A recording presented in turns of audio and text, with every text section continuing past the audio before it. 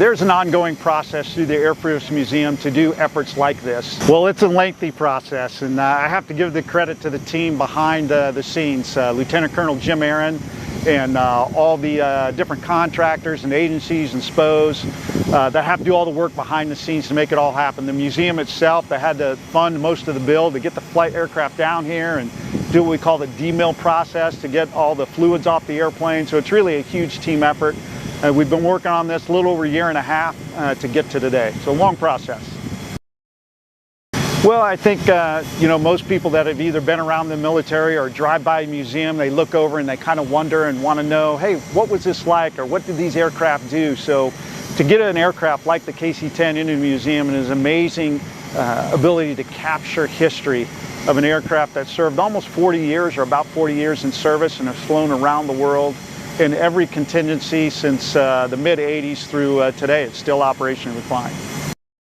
Because as the KC-10 was rolling off the flight line with then McDonnell Douglas, they were delivered here to March Field in the mid-80s. So this particular aircraft, it was its first duty station back in the mid-80s. So to bring it back home to where it first came into service and then retire it here at the museum is just a great bit of Air Force history captured right here at the March Museum. First, be convicted and never surrender. Right? There's a lot of things that have to be done behind the scenes. So get a hold of the right coordinating agencies, get the paperwork and the funds together, and find an organization that will sponsor it through. Because like I said, it took about a year and a half, almost 2 years of coordination to get to today. I'd encourage everybody, whether in the local area or wherever you live, to go visit the museums in your area. You know, March is such a great history of an amazing museum, from rocket engines, the C-141, the B-52, and all the history behind it. What they've done with this museum here is just amazing. And I know there's other museums around the country that have great history too, whether it's out at the Smithsonian, out at Dulles, near Robins Air Force Base. We have a great museum, and go out and capture and study the history and inspire the next generation to be great airmen for the defense of America.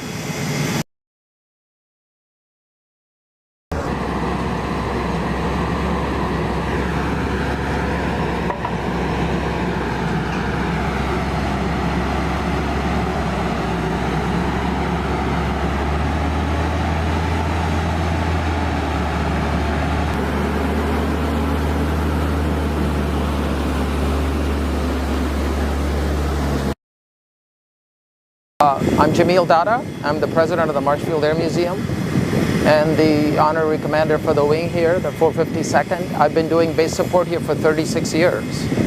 So I was actually here in 1982 when this actual airplane first arrived here as a brand new airplane and was in service here for 12 years.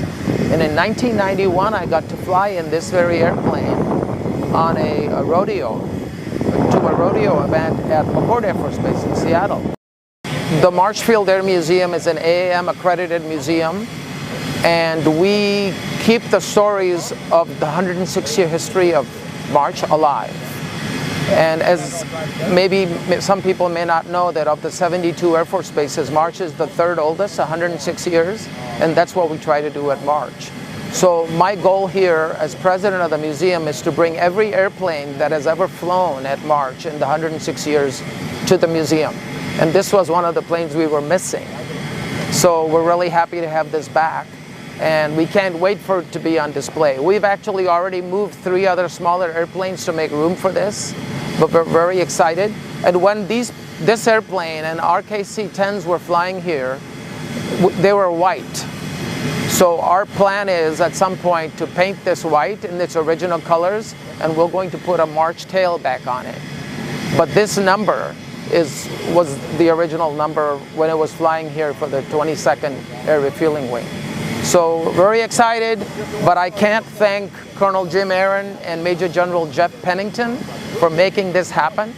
It was a 2-year process, and it's not easy, but if it weren't for the General and Colonel Aaron, General Pennington and Colonel Aaron, this would not have happened. So I'm really happy to bring this baby back home where it belongs for permanent display, so our grandchildren, our great-grandchildren, and everybody can enjoy the history. So thank you.